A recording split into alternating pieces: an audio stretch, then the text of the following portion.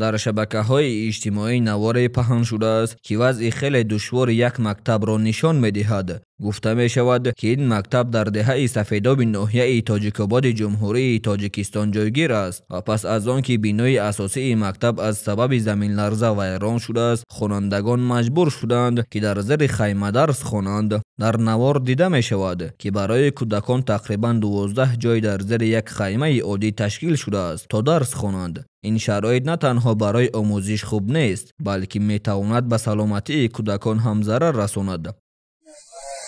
اوی این هم مکتبوی دهه سفیدو یک پلکر کن طرفی که ای با خدا قسم اجاره بی این ها 29/05/2025.